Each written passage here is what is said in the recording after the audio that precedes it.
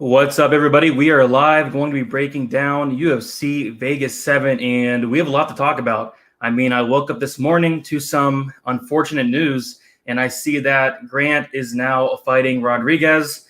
This really changed up the whole card. We have 10 fights. I don't know what they're going to be doing on Draftkings. Rodriguez is like 8,900, and then Grant's like 8,800, so I don't know if they're going to change that. I mean, a lot just going on, and it seems like the past couple weeks, there have been these surprises throughout the week, during weigh-ins. So honestly, I'm not too surprised. I guess it's all part of the game. But man, hopefully they clean that up because, especially for me, someone who does all the tape study on a Sunday, on a Monday, it's kind of, it kind of sucks to have to go back later in the week and just, do a lot of stuff over again. But, thank you all for hanging out. We got 45 in the chat right now. As always, ask questions throughout the video. Try to make it, during the fight we're talking about, along the lines of the fight we are talking about. Coming off of a very hard week last week, and I'm very fortunate to make it out into the green, have a profitable night. Shout out to Rosenstruck, shout out to Marab. A lot of people went the other way. A lot of people were on JDS. I didn't see it whatsoever. But glad that Rosenstruck was able to get that done. And then on this card, there really isn't much. There really isn't much. I have 3 bets that I'm going to be talking about on this stream, and then I'll also be adding something else as well. But the 3 bets I'm pretty comfortable with. But I do want to add maybe one or two more bets. It's just I was looking at some stuff, on Grant. I liked Grant a lot in his previous matchup, but now he's fighting Rodriguez, and that just changes everything around. So I'm going to be getting into it right now. Thank you all for hanging out. What's up, Sosa? What's up, Buff on the Beat? What's up, Chris? What's up, Nicholas? What's up, It's Review? Who's my favorite UFC fighter? I don't know. I think I like Francis Ngannou. He's probably my favorite fighter overall. I'm a John Jones fan. A lot of people won't like to hear that, but I do like John Jones as well. Simonsberger's a lock. We'll talk about that soon. DraftKings kept. Yes, they did. I don't know if they're going to change that. I'm assuming they're not, which is weird. We're going to have a semi-big underdog at like 8,800 with Grant. What's up, P Money? The live weigh-in show is right now. What's up, Bib? Yeah, let's get it. What's up? What's up? What's up? What's up? What's up? All right, guys, we're going to get into the first fight of the night. And, from a DraftKings perspective, like the first fight of the night, like, come on, it seems like it's always in the optimal lineup. I don't know what it is, but it seems like no matter who's fighting, it can be anybody, and it seems like it's in the optimal lineup. So Valeev at 9,100. I do think he wins this fight. I think the line is, probably a little off, but I can understand why. I was able to watch some tape on Jones sometime today. And, I mean, he has good wrestling. He does make some mistakes on the mat that I saw that won't slide against Valeev here. But he has some good submissions. I saw some nice guillotines, some nice chokes. He has finished 50% of his wins by a finish. And I don't know. I think Valeev is the better fighter here. But do you want to pay minus 450? Against Jones, who he doesn't look bad. He looks like he has a good ground game. But honestly, I don't see him being able to take down Valeev. And if he does, I don't see him being able to get him in a dangerous position. Valeev is a very, very good fighter. I'm excited for him to make his UFC debut. I do think he rolls here. I think the price is probably a little bit too wide, but it's something you can look at, for a potential parlay. And I don't have a parlay this week. I didn't have one last week. Last week, obviously, if anybody did a parlay, it probably busted. I mean, Burns, and we talked about it, how bad Burns looked at the weigh-ins. And I was, thinking about betting Burns, and I saw the weigh-ins and just instantly did not want to parlay him. A lot of people parlayed Sean O'Malley as well. This card's a little bit better if you do want to get into the parlays, but I currently don't have one. But yeah, Valeev 9,100. I think he rolls. Do I think he gets a finish? Probably not. But could he rack up maybe some takedowns, some reverses, some significant strikes? Of course. So, yeah, I mean, he's someone I'm looking at, especially we have a 10-fight slate now. First fight of the night, it's going to be, lower owned. So I think you could attack it. As for Jones, I mean, he's dangerous. Maybe he is able to catch Valeev in a submission. Valeev has never been finished, never been submitted. But I do like Valeev here. Potential parlay piece, but the line is a little bit too wide there. So what do you guys think of this fight? Do you guys think that it can have potential to be in the optimal lineup? Thank you, Chris. Grow the beard back. Yeah, I shaved my beard. I'm surprised nobody said anything. Like I've had that thing for a while. It's starting to grow back. But yeah, thank you for the donation, Chris. Edgar looked great at the weigh-ins. Have a chance. We'll talk about it in a little bit. He sure did. What's up, the Hitman? Let's get this money. Valeev get a finish. I don't think so, but there is that opportunity to possibly get a finish. Let me see if Jones has ever been finished. Jones has been submitted once, and honestly, maybe Valeev is able to get a submission because I have seen Jones put in some bad positions. Matthew Simonsberger, anyone? We'll talk about that, I think, next. But I parlayed a 5-fighter parlay in one last week. Wow, that's impressive, especially with O'Malley being in a lot of parlays, Burns being in a lot of parlays. I see Timur taking it. Yes, sir. All right, guys. So not, overly interested in this first fight, but this next fight, has some interest for me, especially considering, Minus opened up as like a minus 300 favorite, something crazy like that. And now Simonsberger is plus 100. And I like Simonsberger. I really do. I think he's going to win this fight. Minus is someone who likes to stick to the outside, throw a few strikes at a time. And Simonsberger is the complete opposite. He's going to come forward. He's going to throw multiple strikes. He's going to try to knock you out. If someone gets finished, it's probably going to be Minus getting finished. Simonsberger does hit harder. He's going to bring the pace, the pressure. And I think that smaller cage is going to favor Simonsberger. So we're getting him on DraftKings at 7,700. Which I really like. And as for Minus, I'm not, I don't really want to target much of him because I don't really see him getting a finish. Obviously, Simonsberger has been knocked out once. He's been submitted once. But Minus, I don't really – maybe he's able to land a shot and knock out Simonsberger, but I just don't really see it. He will be low-owned, though. I'll give him that. But, yeah, Simonsberger, 7,700. He's we got some line value there. He's a plus 100 underdog. And as for betting this fight, I mean, you probably should have bet it when – Simonsberger was a bigger underdog, but at this point, it's a pass for me. If you want to still take a shot on Simonsberger at plus money, I don't hate it. I just think the value is gone. I do think it, could end up playing close, if Minus is able to, do his game plan and, stick to the outside, keep it at range, he could win the fight for sure. He can win a decision. But if Simonsberger is able to get on the inside, land the harder shots, I think he can get a decision win or even find a finish. So, yeah, I like Simonsberger quite a bit. And then a fight, like I said, on DraftKings, I'm going to be more on the Simonsberger side, especially with him at 7,700. I think there's a lot of upside there. Simonsberger KO. Couldn't find tape on Carlton Minus. Yeah, there wasn't much, but he actually looked decent. But I just think it's a good stylistic matchup for Simonsberger. I don't want to say I can see why they opened up Minus as a minus 300 favorite, but I can see why they opened them up as a favorite. Is 5 Dimes the only book that lets you parlay props together? I do most of when I parlay props and stuff, I do it on the DraftKings Sportsbook. I don't know if you guys are able to access that. I know only a handful of states in the United States are able to access that, but Rodriguez more volume output than Grant, in my opinion. You're correct, sir. We're going to be getting into that very soon. Simonsberger came out with a mullet, bet a house on him now. And yeah, someone mentioned to me earlier during this kind of pandemic period, mullets are undefeated. Tanner Bozer, Tim Elliott. So yeah, I mean, they're undefeated. So that's something to look at there, obviously. Semi-joking there, but how do you like Simonsberger to win by KO? Simonsberger by KO is plus 325. I don't hate it.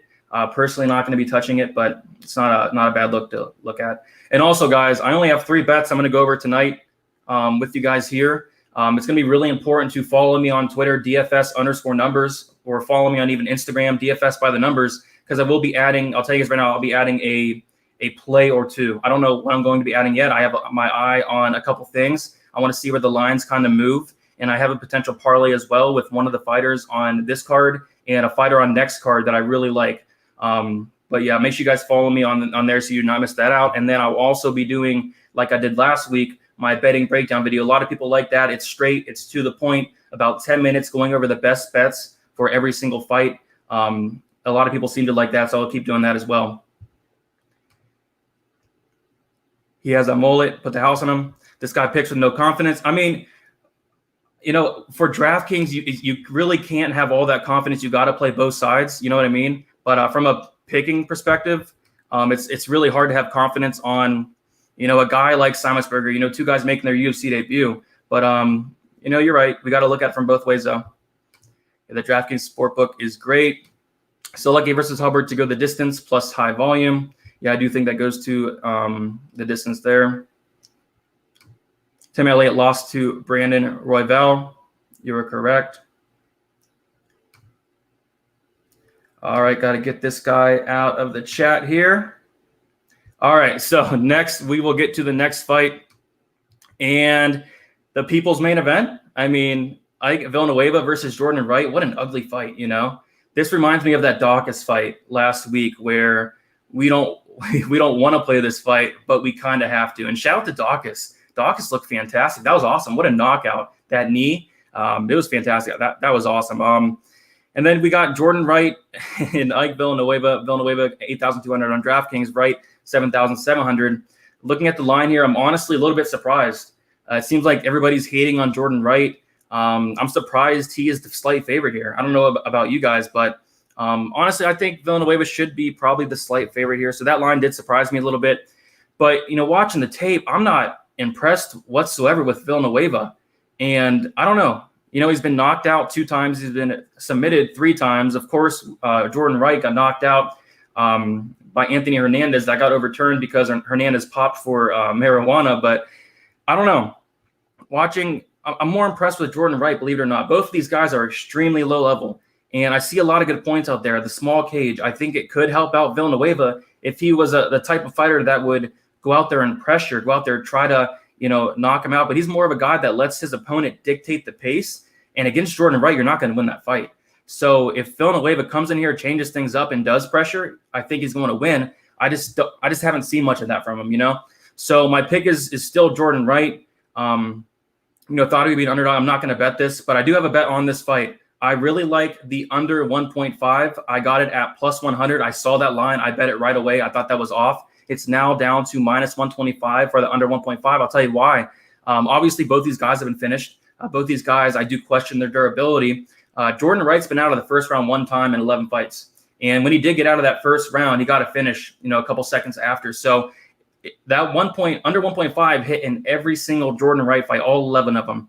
And Villanueva, I think since like 2016, 2017, those unders have been hitting for him as well. I do see this finishing fairly early, whether it's Wright getting the finish or whether Villanueva comes out there and pressures like he should and getting him out of there. But I do like the under 1.5. So that's my first bet. I got it at plus 100. I love that number. I still think there's some value at where it's at right now, like minus 115, some bucks minus 120, minus 125. I do like that bet. It's my first bet of the night. As for DraftKings, play both sides. It's one of those ugly fights where, you know, someone's going to end up on the optimal lineup. Someone's getting finished here. I don't see this fight not being on the optimal lineup, especially on a 10-fight slate. So, you know, obviously the underdog price of Wright on DraftKings is a little bit more intriguing, but it will have some Villanueva as well.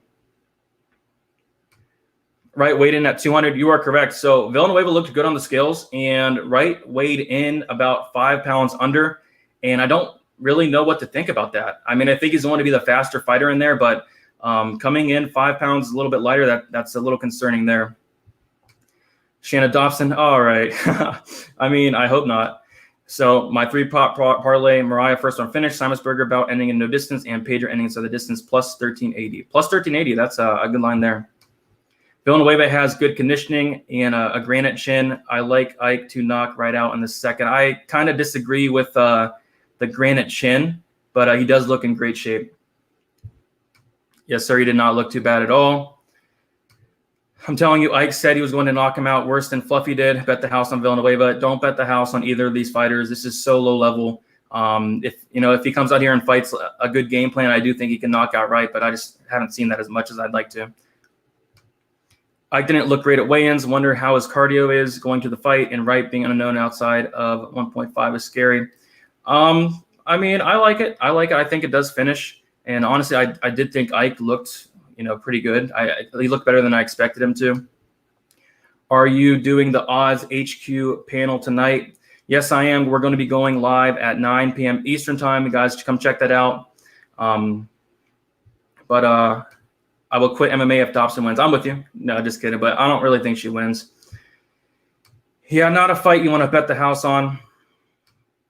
Right, as a spoiled rich kid. Yeah, I guess so. But we'll get to the next fight here. And, kind of bear with me here. My air conditioning in my apartment is broke. It is currently 86 degrees in my apartment. I kid you not. So if you guys have seen me, sweating in either this video or my past videos, it's 86 degrees in my apartment. They won't come and fix it. So yeah, screw them. Come fix my air conditioning. But yeah, that kind of sucks there. So bear with me. I am low-key dying on the inside right now, but we're gonna get through it. The show must go on, and we're gonna go to Joe Solecki, Austin Hubbard. And this is a very, a fight that a lot of people are split on. A lot of people are 50-50, and Hubbard's probably going to end up being the favorite by the time the fights start. And I don't mind the line movement at all, because I do think this should be a pick'em. It's going to be, who's able to implement their game plan. And there's a lot of narrative going around. And I've been noticing this the past couple weeks. There's a narrative, and then a lot of people comment the same narrative on my channel, like for example, the narrative that, JDS is going to take down Rosenstruck, the narrative that, Rosenstruck is coming back too early from a knockout. And, some of the narratives for this fight is, Hubbard's tough. He's going to be there later in the rounds. Solecki wasn't able to finish Matt Wyman. So how is he going to beat Austin Hubbard? And I mean, I'm a narrative guy, but, some of those just don't make sense to me. But as for the matchup goes, I'm still picking Solecki. I think he's going to be able to get Hubbard down, especially in that first round. It seems like everybody that tries to take down Hubbard is able to get him down, able to pass position. And Max Roskopf got him down twice, pass position twice. And then, he's like a 40% take. I know he's been fighting really good wrestlers, very good wrestlers. But still, I mean, Solecki has some pretty good wrestling himself, pretty good takedowns. And he's very good on the mat. He's able to pass position very well, very good at taking the back. And I know Hubbard was able to survive against Davi Hamosh, but I don't know. Solecki looks very, very legit to me. And I don't know. I'm not betting this fight as of now, but if Solecki becomes an underdog, I might take a look. And, a lot of people have been betting Hubbard this week. And if you got him at anything like better than like plus 120, like we got him at like plus 150, plus 140, I do think he got some good value there. So this is going to be a close fight. I think Solecki's going to win the first round. I think that Hubbard is probably going to win the third round, and it's pretty much going to come down to who's going to win that second round. I know not the best example there, but that's probably what's going to happen. But yeah, so Solecki looked good at the weigh-ins. Hubbard looked good in the weigh-ins himself. And if Solecki can, keep the same pace and continue to get takedowns throughout the fight, I really don't see him losing. But on the feet, if Hubbard's able to stuff the takedowns, obviously, he can win for sure. But I'm going to go Solecki. As for DraftKings, Solecki scored like in the mid-90s his last fight. Of course, it was against someone lower level than Hubbard. Hubbard is not really a guy that scores well on DraftKings. He's someone, besides the Roskopf fight, but he's someone who doesn't really finish fights. He has won 58% finish rate, 33% by knockout, 25% by submission. He's not submitting Solecki. Solecki has a 78% finish rate. I think that if anybody's to score well on DraftKings, it's going to be on the Solecki side with the takedowns, with the advances. But a fight I'm not overly interested in, because I could see Hubbard maybe making the late comeback and scoring like 75, 80 points. But, let me know what you guys think. I see a lot of people on Hubbard. I just wish Metafield was in better shape. And we'll talk about in a little bit. He looks in fantastic shape. Big fan of Solecki. Seems very dedicated and well-disciplined. You were correct there. Hubbard's conditioning is incredible. You're for sure right there. If Solecki doesn't finish him early, this is going to be a war. I do think it's going to be a war. It is a very tough fight to pick. A lot of people are 50-50 on it, and I can agree. It's going to be I don't know. It's a tough fight to call. It really is. But I am leaning Solecki. And if it does get to underdog money, I might take a shot. Solecki decision. You got Hubbard at plus 115. I mean, you got him at an underdog price. I do think it should be a pick 'em. I don't hate that, because I do think it's going to be very, very close.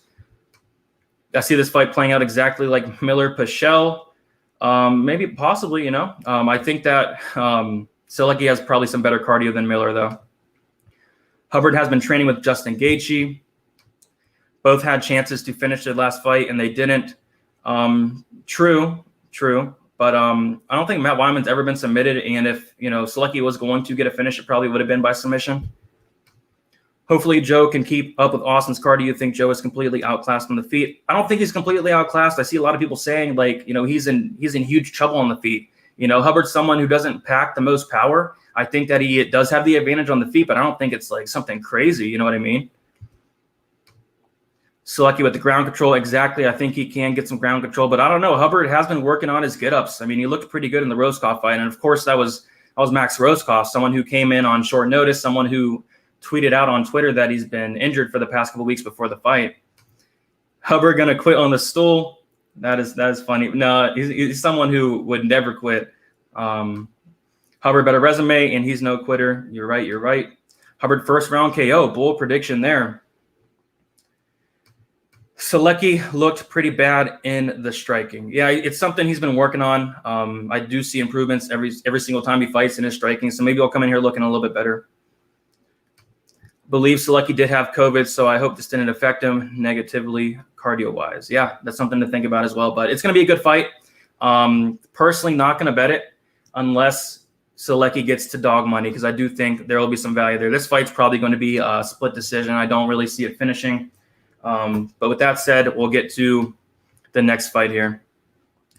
All right. Mizuki Inoue versus Amanda Lamos.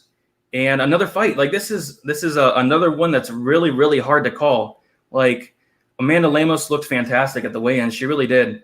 Some concerns I have about her is that cardio. And that was at 35, I believe, against Leslie Smith, where she got knocked out in the second round. But if her cardio holds up, I think she's extremely live here. And I say live because I think that she's the slight favorite now. Wow. I think that Lamos is a slight favorite now. So that's interesting there. But I do like Inoue in this fight. I think she's very skilled.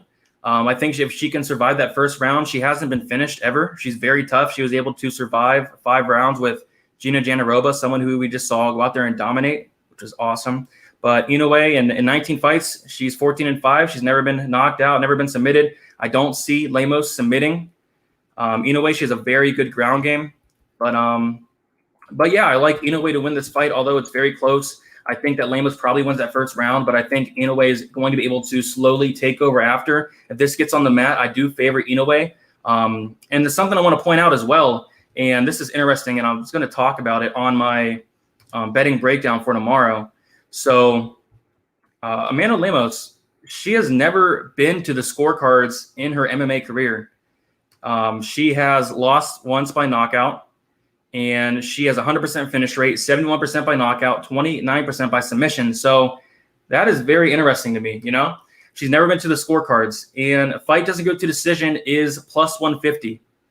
Of course, Inoue has a 0% knockout rate, so it would have to probably be a submission for Inoue to finish the fight. But I don't know. It's a weird fight. I think on DraftKings, there's a lot of value with Lamos, especially if she is the favorite coming into the fight. 7,600, she's finished all her fights. Is she going to be able to finish Inoue? I mean, personally, I don't think so, but maybe she does, you know. But just another close fight, a fight I don't have the best read on. My pick is going to be Inoue. I think she's going to survive that first round and just put it on Lamos in the later rounds there. What do you guys think about that fight? You guys have any bets for that fight? Lamos looked ready. Her opponent looked calm. Pass for you. They looked just about the same at weigh-ins. Yeah, Inoue is always in fantastic shape. She can go a full 5 rounds, no problem. Same as Vince last week. Bet Inoue live after round 1. Good point. Good point. And there's a couple fights on here where you can probably bet after live 1. Like if you're on Hubbard, maybe Solecki wins that first round, you'll get a better price on Hubbard there. Was size difference notable between the face-offs of these ladies? Not really. I mean, they both looked about the same. Lamos by 3rd round KO. I think if she does get a KO, it's going to be in that first round, actually. This may have to be 1-2 fade. The public bookies win, and everyone obviously on Lamos with the large line move. I mean, yeah, it seems like the whole public's on Hubbard, and for a good reason. I think there's some value. And then the whole public is on Lamos. You know, sometimes, you know, everybody can be on a fighter and it doesn't work out. We've seen it with Molly McCann. We've seen it with other fights where everybody's on that one fighter and it doesn't work out. You know what I mean? Like last week, everybody was on JDS betting him and it didn't work out. So that could be the case there. If I can get Inoue at dog money, I'm kind of with you. If she gets to dog money, I'll definitely take a strong look there. Decision Inoue, don't hate that. Inoue is so soft. I mean, I think that the more aggressive fighter, if that's what you're trying to say, is going to be Lamos. I don't think she's soft, though. Live bet round 2 if Inoue is a dog. I like it. I thought Lamos looked way better on the scales. She looked pretty good, but Inoue didn't look bad herself. Winner going to score about 70 points max. And I do want to touch on this from a DraftKings perspective. I don't know if Lamos gets a finish. Obviously, she's going to score more than that 70-point mark that you're referring to. And I don't know, I feel like it could be a kind of a sneaky fight to target on DraftKings, especially on a 10-fight slate. It seems like Fight Metric always, doubles the strikes of the women's MMA. It seems like everything that's thrown is a significant strike in women's MMA, which doesn't make sense, but it's what it is. And if this is going to be a high-paced fight, especially with Lamos coming out there bringing the pace, which she is going to be doing, it's going to force Inoue to throw more strikes. So in a decision, maybe it's able to get on the optimal lineup, especially on a 10-fight slate. On a 12-fight slate, I probably wouldn't be playing much, but 10 fights is something to look at. You think anyone on this card gets over 5 takedowns? Maybe Solecki. I think Solecki is probably going to get 3 or 4, maybe 5, but Solecki, if anyone, really. Everyone was on Edmund. You are correct there. So far on the UFC, Inoue and Lamos have been high output and have had a porous defense, so a good fight to be exposed. You're exactly correct. Good point there. Andrew Sanchez mullet, you're correct. Oh, remember hitting that bet. I was not expecting Andrew Sanchez to get that knockout. That was sweet there. Started playing UFC DFS a couple of weeks ago and love your videos. Takes on the fight. Great job. Thank you there. Lamos will get you a lot of points. I mean, in a win, yeah, I think anything will be fine from Lamos. Do you respect Lamos's competition? I mean, honestly, Inoue's fought the better competition, and it's really not even close whatsoever. So if you want to look at that from that standpoint, but all right, so we're going to get into the next fight here. And this is the fight that, Daniel Rodriguez versus Dwight Grant. This is the fight that was just added a little bit ago. Haven't got, I haven't been able to get into it too much, but, just from looking at the matchup, I'm going to go with Daniel Rodriguez here. I'll let you guys know if anything changes, but minus 225, like that's insane. I did think he was the rightful favorite over Sato, and I do think this matchup kind of plays out, the same way as I thought originally. Grant's a little bit lower output. I think I have some numbers in here. So Rodriguez lands a crazy 9.48 significant strikes per minute. I think Grant lands about 3. So, I mean, obviously the more output's going to be coming from Grant. I mean, Rodriguez, Grant's going to have that power advantage. So, I'm going to be going with Rodriguez. But if you want to take a shot on Grant, don't hate it. I don't hate that. I do think he's live for a knockout. It's just Daniel Rodriguez is extremely tough. He is very, very tough. He's never been knocked out. And I like this guy. Watching tape on him, I was extremely impressed. I did like him a lot to beat Sato, but it seemed like Sato was a popular play with the public as well. But I don't know. I like Rodriguez to win this fight. As for DraftKings, we have a weird situation here. We have Rodriguez 8,700 as the favorite. We have Dwight Grant 8,800 as the underdog. And it makes me kind of want to target, Grant a little bit at that price because he's going to be extremely low. And if you're a plus 175 underdog at 8,800, nobody's going to play you, obviously. But same thing with Rodriguez, 8,700. I like it. I think if he wins, it's going to be a volume-based decision. It's hard to see him really knocking out Grant. But I do like Rodriguez to win this fight. Am I going to bet it? Not at that price. I thought the line from Sato should have been a lot closer as well. But give me Rodriguez in this fight. Let me know what you guys think. Obviously, Grant is live for a knockout. It's just hard to see him knocking out a guy as tough as Rodriguez there. Inoue has very little power, but very active. True that. Brady, who on this card has a mullet? I might do a parlay ticket of only mullets. Only Simonsberger, I believe. Daniel will snatch his body. Watch. Yeah, I think so. I think he's probably the better fighter, the rightful favorite, but minus 225, I don't know.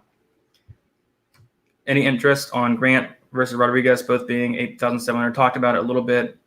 Grant looked bad. I mean, I thought he looked all right. Did he really look that bad to you? I mean, nothing that really stuck out to me. Pass on DK due to an obvious salary issue, just really unsure. I mean, I think a lot of people are going to pass, and that kind of makes me want to target this, especially because it does have potential to score well. The pace that Rodriguez brings is absolutely insane, and he is hittable. So maybe Grant is able to catch him. But, just for that reason, for ownership reasons, I do think that it's something you could target there. I don't know what to do. I was fading Sato. How you feeling on fight? Doesn't go to decision on this one. Take a look at the line. Fight doesn't go to decision plus 130. I mean, I see Grant, if he wins, it's going to be a finish. Don't necessarily see Rodriguez getting a finish. Maybe he does, but the plus 130 is a little bit intriguing to me. Rodriguez for the TKO.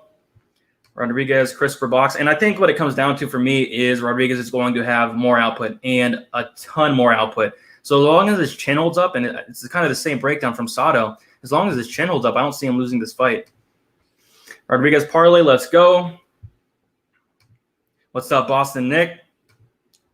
Smash the like button. Yeah, guys, like this video. Subscribe if you haven't yet. Would really appreciate that a ton. Would love to get to 6,000 subscribers by the NFL football season. Really looking forward to that as well. Yes, sir. Let's get to 100 there.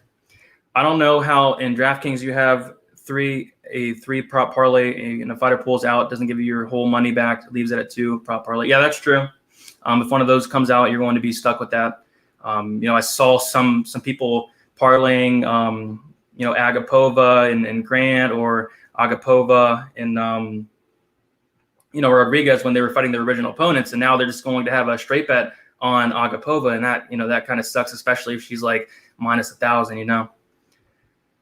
All right. Who is your top 3 dogs on DraftKings? I'll go over my top dogs at the end of the video. I'll go over my bets at the end of the video and all that. But getting into the next fight, Agapova and Dobson. This is my next bet, and I like this bet quite a bit. And there's also some other things I want to point out from a betting perspective. First of all, Shanna Dobson, shout out to her. I was all over Priscilla Ketchabeating in her last fight. Everybody was running to bet Shanna Dobson against Priscilla Ketchabeating. I just didn't understand it. So I was able to get Ketchabeating at some dog money. And Priscilla Ketchabeating is someone who's not known for her power. She's not known for, being good. And then she went out there and knocked out Shanna Dobson in like the first minute, which was awesome. I actually missed it because I was, trying to rush back to, get the fights on, and I missed it. The fight was over, and, I just saw that, she got knocked out. So shout out to you, Priscilla Ketchabeating, made me some good money there. But as for this matchup goes, man, Agapova is going to win this fight. It's just from a betting perspective, how does she win it? When does she win it? So for me, this is my second bet, and I do like this quite a bit. I have the Agapova Dobson under 1.5 rounds. I got it at minus 155. I think it's minus 150, minus 155 right now still. I do think there's some value there. I just don't, I don't see Dobson lasting 7.5 minutes. Do you guys? Agapova is known for some first-round finishes, and we've just seen Dobson get knocked out by Priscilla Ketchabeating, who is someone who has no power, more of a volume striker, not a very good fighter. And Agapova is the real deal. She's obviously minus 1,300 here. Something you're not going to want to parlay. It's a little bit, too wide, but she's gonna win this fight. I'd be very surprised if she didn't, but I do love the under quite a bit. My second play of the night. Let me know what you guys think about that. Also, I see people betting Agapova in the first round. Don't hate it. I see people betting Agapova in the second round. Again, don't hate it. I even might place a small bet on the second round because Agapova in the second round is plus 450. If you think that Dobson can last 5 minutes, and then Agapova gets her out of there in the second round, that's plus 450 for you. So I don't know. I might, hedge out a little bit in a way, maybe put 0.25 units on that plus 450, hoping Dobson survives those first 5 minutes. As for DraftKings, I don't do this often, but on a 10-fight slate, on a matchup like this, I am considering locking Agapova in. I really am. And like I said, I don't do that often whatsoever, but it's one of those weeks where 10-fight slate, Agapova, I don't see her losing. I'm not worried about that. I'm just worried about, when does she get the finish? How much does she score? And even in a decision, she's going to score fantastic. I just don't see a path to victory where she does not score at least 100 points. So I'm debating on lock buttoning Agapova here, but if not, maybe like 80%, 90%, which I have not went that high on a fighter in some time. So give me Agapova all day. I bet the under. I like it quite a bit. Dobson by Liz Frank. Agreed on the under. How often are women's unders the favorite, let alone exactly? But this is kind of one of those weird situations where this is just a big mismatch. It's a huge mismatch. Dobson looked lost. Yeah, going to parlay Agapova by finish with something else to get better odds on it. And yeah, I was actually looking at that as a potential parlay piece. Like I said, make sure you guys follow me on Twitter because I will be probably putting out a parlay I like with maybe a play or two from this card. And there's a play I really like for next card. So just make sure you guys check that out. Hearing you call Priscilla Ketchabeating makes me laugh every time. I mean, yeah, she takes a beating, and she's not, she's not the best fighter, but it was awesome to seeing her go out there and knock out Dobson in the first minute. You don't know how happy that made me because I stacked up. I bet on Priscilla beating. I, had her on a ton of DraftKings lineups. It was fantastic. And she was like 9% owned on DraftKings. And guess what, guys? That was the first fight of the night as well. So another thing, crazy things happen during the first fight of the night. Dobson with the luckiest first round armbar. It would have to be extremely lucky. I don't know. It would be, very weird to see Dobson winning this fight. You think we can fade the main event on DraftKings this week? I'd say no, because both these guys are going to bring a nice pace, especially Muniz. We'll talk about it in a little bit, but on a 10-fight slate, no. On a 12-fight slate, maybe. Not a Robot is going to be homeless. Agapova by finish or sub, maybe. If anything, I would have a hard time trying to decipher whether I think she's going to win by submission or knockout. She can honestly do either one. I'm just hoping for her to win in those first 7.5 minutes. That's all I need. And like I said, I might bet the round 2 prop at plus 450. If she can survive the first round, maybe she's able to finish her in that second. DFS by the numbers. I want to do my first DFS lineup. What book do I need to get? I'm in Florida. Just download the DraftKings app. Fairly simple. You pick 6 fighters. For this week, put Agapova in there to start. There's some good underdogs in there. It's pretty fun. Agapova by finish. I like it. Agapova or Muniz MVP. Agapova for me. Who are the good options for captain spot on the late slate? Again, Agapova. It's Agapova all day for me. We'd be very surprised if she even didn't score well in this fight. We saw what she did to Hannah Cifers, which was fantastic. Had a ton of her there, but against Shannon Dobson, this is a mismatch. And this is one of the biggest mismatches I've ever seen. Of course, we saw Macy Barber to lose to Roxanne Modafferi. She was a minus 1,000 favorite. We saw that Smith dude lose as a minus 1,000 favorite as well, but this is just a little bit different. And by a little bit, I mean a lot different. All right, so thank you all for hanging out. We have 182 in the chat. I know it's not the best card this week by any means. It's actually pretty awful, but I think it's going to be fun. I think there's going to be a lot of finishes. So shout out to you guys for hanging out. Make sure you like, subscribe, all that good stuff. And then we're going to get into this next fight, and a fight I'm not overly looking forward to, but I do want to talk about it quite a bit. So Mike Rodriguez versus Marcin Prachnio.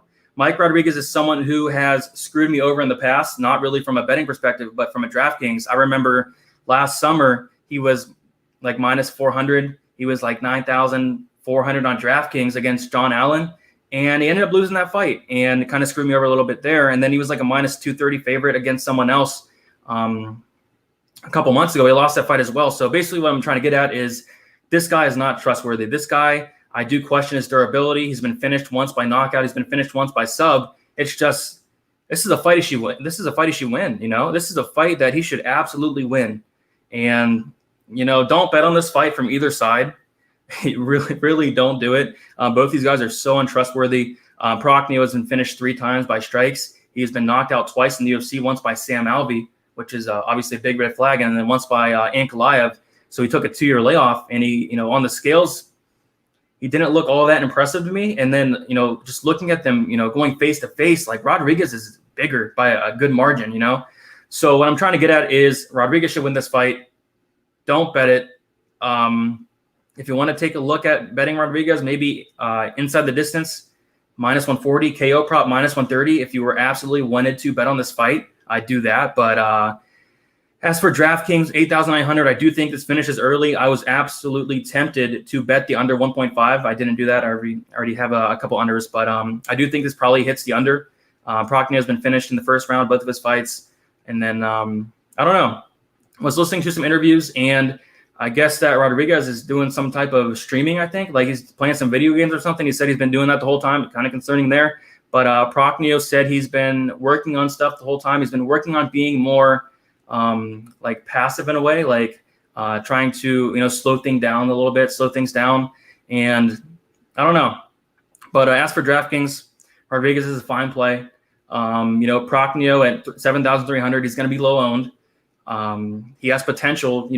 Would I be surprised if Mike Rodriguez, crapped the bed? Not at all. Not at all. I'm prepared for it. I will have some Prachnio, but Rodriguez should win this fight. Simple as that. He's the much better fighter, but not by much though. Not by much actually. But he is probably the more athletic fighter by a lot.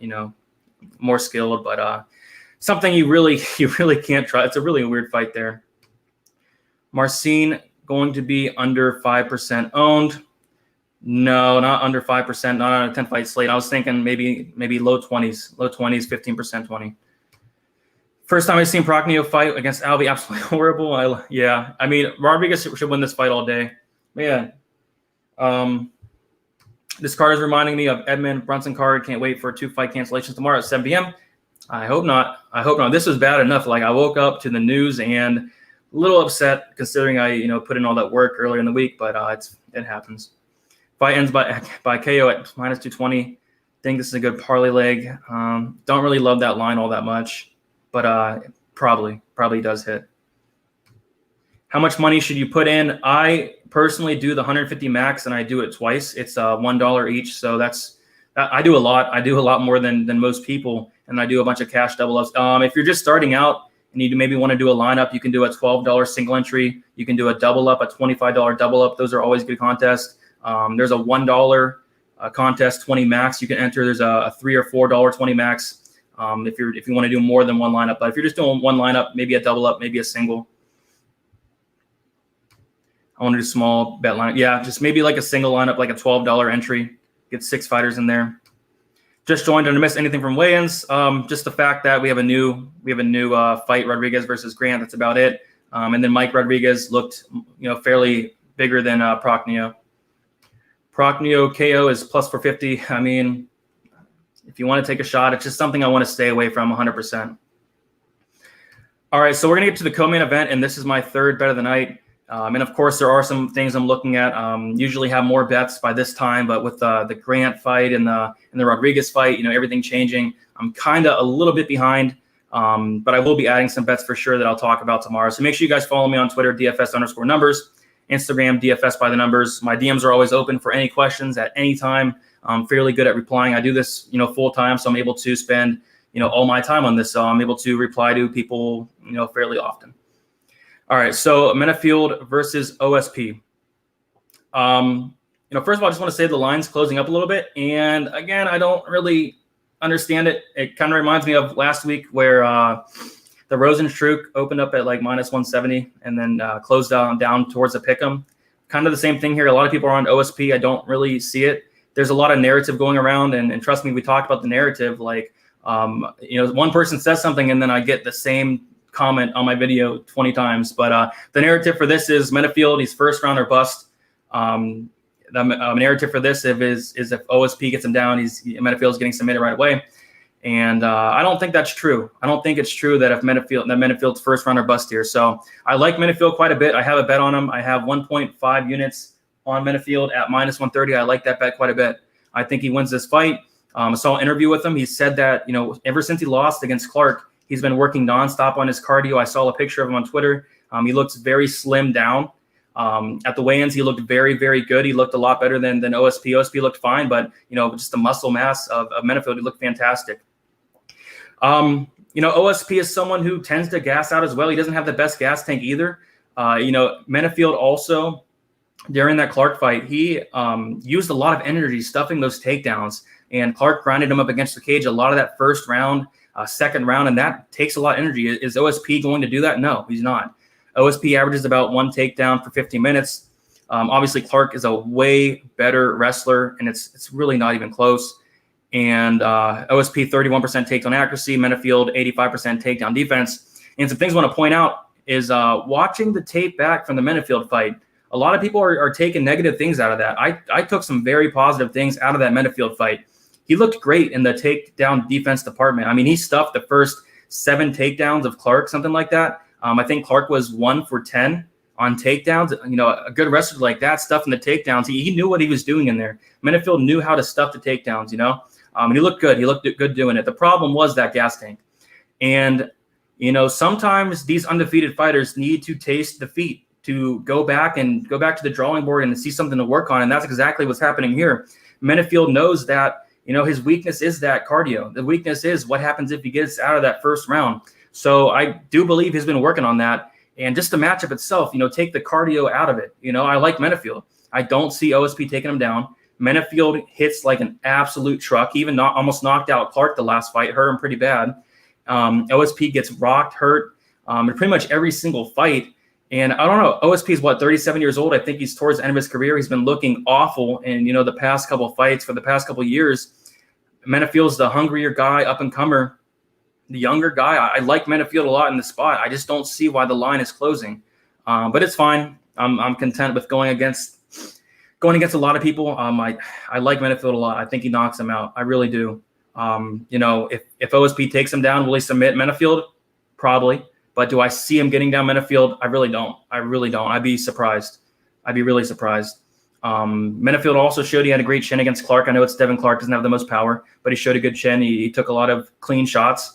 But, I think that cardio is going to be better, and I do like Menafield to win this fight. As for DraftKings, 8,300, we're not going to see that much longer. We don't usually see that for Menafield, that cheap of a price. But, I like Menafield a lot on DraftKings. As for OSP, if Menafield does gas out, I think maybe he's live to get a late stoppage. But yeah. I don't know about this one. I think Menafield is going to knock him out. I think so as well. OSP's looked horrible against Roth. He's looked horrible the past couple of years. I do think he's on his way out. And when he feels the power of Menafield, I think he's going to knock him out there. OSP striking defense won't hold out if Menafield can step on the gas more of this last fight. And the thing is, OSP's not going to push the pace of Devin Clark. Not a chance, OSP's pretty low output. I think he lands about 3 strikes per minute. Menafield does land a little bit more. So I don't think Menafield's going to gas out as easy. And plus, I think he's been working on that. So again, I don't think he's going to gas out that easy. OSP from 240 back down to light heavyweight. I don't know. Yeah, especially in like a couple months too. So yeah, something to think about there. OSP was up a weight class against Rothwell. Yes, he was. OSP for sure. OSP submission. I mean, how do you see him getting Menafield down, Clark wasn't able to. I just don't see it happening. Even in Dana White Contender Series, Dana White's Contender Series, Menafield is stuffing a lot of takedowns. Yeah, he has great takedown defense. Very strong, very hard to take down. That's why I like this matchup for him. Good fight. Both like to finish. Very true. It's going to be a good fight there. Was trying to fit in those core plays from the other videos. Very hard to do. And that kind of changed a little bit, since Grant's not fighting Bourne anymore. But there is some great value for underdogs now. Menafield did look great. Yes, he did.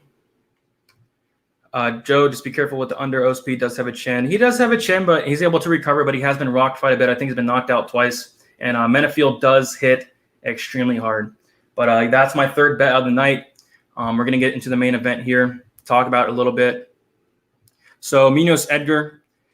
Muniz minus 270, and this is a potential parlay piece I'm looking at. I do like Muniz quite a bit in this fight. I think that, Edgar's on his way out. He's 38 years old.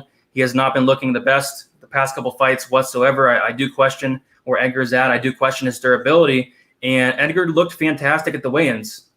But guess who else looked fantastic at the weigh-ins? Junior Dos Santos. He looked fantastic at the weigh-ins. But, looking fantastic at the weigh-ins doesn't help your durability. You know what I mean? And people don't realize that. But anyway, Muniz, I like him here. I like him on DraftKings 9,000. Don't see Edgar really taking him down much or even holding him down. Muniz has about an 80% takedown defense, very good submission game as well. Don't even know if Edgar wants to go to the ground with Muniz. But I do think it's Muniz all day. Edgar does have a little bit of a reach advantage. Maybe he's able to stick to the outside a little bit. But we got to remember this is in the smaller cage. So will he have as much success doing that? I don't know. But, Muniz for me is a potential parlay piece. Minus 130 inside the distance. I don't hate it, but, Edgar throughout his career has been durable. He's only been finished twice by strikes. Of course, I don't know where his durability is at now, but maybe he's able to survive 5 rounds, So kind of hesitant on that. I kind of do like him as a parlay piece and probably will end up parlaying him with someone on the next card that I'll touch on a little bit, post it on Twitter and probably on the betting breakdown for tomorrow. But I do like Muniz at, 9,000. So who do you guys got there? I feel like Edgar is just like JDS, great body. Hey, yeah, you're right. Edgar looked ready. Yes, he did. Edgar going home. Weight cuts. People don't realize that. JDS looked fantastic. I mean, come on. You know what I mean? Passing on this one. I don't want to see Edgar lose. I just hope Pedro can take him out ASAP. Yeah, I don't know. Maybe he does. Big bet on Muniz. Yeah. In my parlay, I'll just talk about it right now. I like Sean Brady next week. I like him quite a bit. I like him to win the fight. I'm probably going to parlay either Muniz with Sean Brady or maybe a three-legger with maybe Valeev or Agapova inside the distance. But I do like Sean Brady quite a bit. We'll talk about him more next week. But Sean Brady's probably going to be in that parlay piece. Make sure you guys follow me on Twitter so we can talk, so I can post that on there. I'll post it sometime tomorrow, maybe even tonight. But no 5-rounders for Pedro. You were correct. I don't know if Pedro can take Frankie down at all. I'm concerned. Yeah, I don't think he's going to take down Edgar. I think it's probably mostly going to be standing. Muniz by KO. You're right, but is it too late? I mean, he's 38 years old. Could it be too late? I think it could be. I love Edgar, big fan, but Muniz really has fought so well against the best competition. Muniz all day. I like it. I like it. Like the video. Thank you, Sosa. You don't think Edgar can get a decision with the volume and stay away from Munoz's power? I think there's a chance, and it does concern me a little bit, that he does have a little bit of a reach advantage. And I don't know if this is true, but this is from Tapology. Edgar with a 72-inch reach and Muniz with a 65-inch reach. That's a 7-inch reach advantage. Let me know if you got. Is that true? Like, I think that's a little bit too big there. But I don't know if Edgar does look like he has a good reach in there. But I don't know. 7 inches. Wow. But we'll take a look at the stats.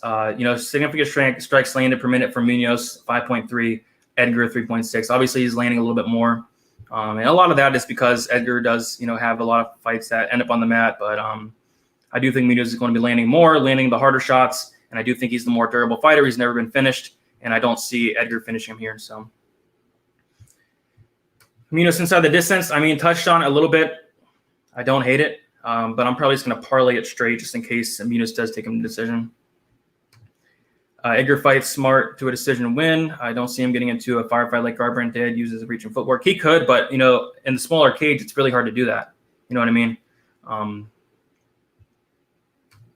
Did you create those spreadsheets yourself? If so, that's crazy impressive. Yes, I do them. I'll put the link for if you guys want to check out the spreadsheet. I do it every week. It takes me like 6-7 hours, 8 hours. I do it all by hand. I have a lot more like projections and stuff, mostly for DraftKings, but it's cool to look at and see, all the stats in one place.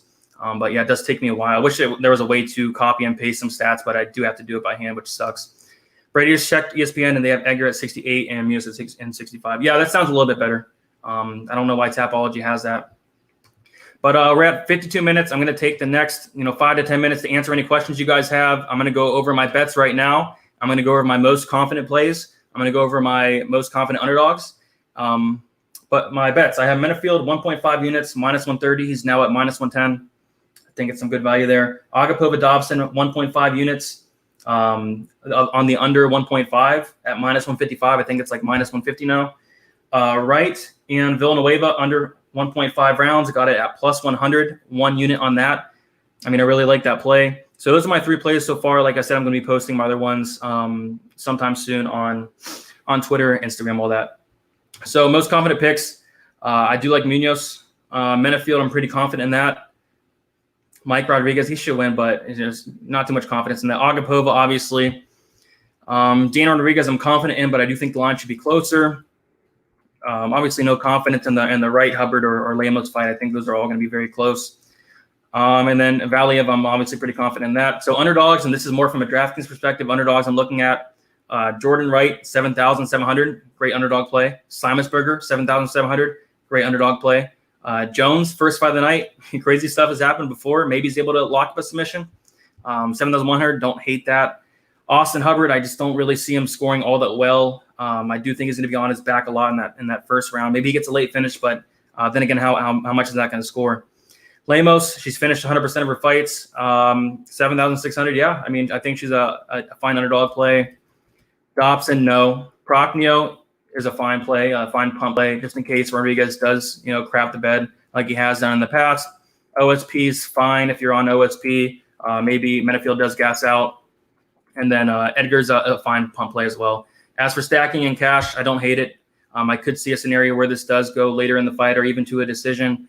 So I don't hate that as well. But there is a lot of value. So I don't really necessarily think you have to stack in cash, but it's fine this week.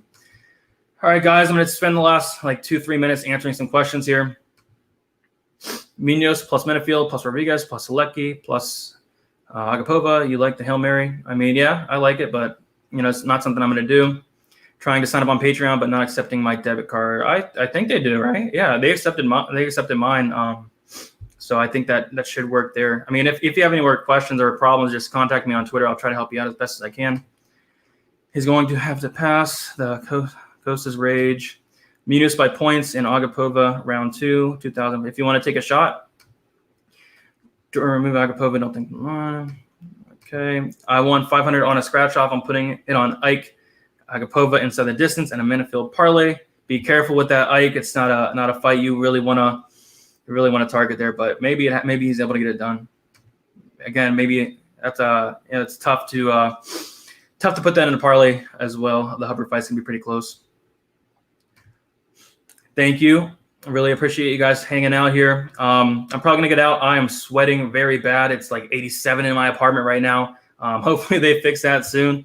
But thanks everybody for hanging out. I know it's not the best card in the world, but it's still an opportunity to make some money. Have 3 bets so far. I'm probably going to add another one, probably a decent sized parlay. So look out for that as well. Should be a fun card on DraftKings. A lot of people are sleeping on this card. I think it could be fun. I think it has potential to be a lot of finishes on the card. So it's going to be very fun. Obviously, I love when there's a bunch of finishes on the DraftKings slate, high scores. It's going to be fun. But, thank you all for hanging out. I had about 200 people in here. I appreciate that a ton. Thank you, the Hitman. Thank you, Cole. The Gaming Wolf. Thank you, the Gaming Wolf. Thank you, Buffo. Thank you always. Best UFC YouTuber. Will you be doing vids like these for the NFL? Yes. NFL is coming up pretty soon. So if you guys are in the NFL and you guys like, DraftKings, NFL stuff, FanDuel NFL stuff, I'll be doing all that as well. And probably some live streams for NFL as well. Go to your, I'm about to, man. This is tough. It's like 87. Like, come on. It's humid, middle of the summer. Come on. Like, come fix my air conditioning. You know what I mean? Join DFS Patreon and show them some love. Appreciate that. Almost at 150 members. So, and I'm also looking at adding a betting section on the Patreon. Of course, all my bets are going to be free. I'm never going to charge for a bet, but I'm probably going to do something like if I have a bet, put it out on Patreon right away, maybe write an article or a video on that earlier in the week. Maybe if I do a bet that's a couple weeks early, maybe put that out there as well. So looking into that as well. Thanks for hanging out, RH. Me too. Thank you. What time tomorrow for the betting breakdown? Very early. I'm probably going to do it sometime tonight. So hopefully I'm able to get all my bets in there. Thanks, Brady. Can't wait for NFL stuff too. Me as well. Last week you were dead on about Rosenstruck, and I think your take on Minifield this week is also correct. You're the man. Thank you, Michael. Good stream, Brady. Appreciate you. Appreciate you guys for watching. Are you doing picks with the boys tonight? Yes, I'm doing it in about an hour and 2 minutes. So go check that out as well. Come watch me sweat a little bit more in my hot apartment and give some more takes and stuff. Maybe I'll be able to talk with them. Maybe kind of come up with another bet or something. Yep. See you at 9 p.m. Thank you guys. Let's win some money this week. Not the best card, but always opportunities to win some money, and good luck.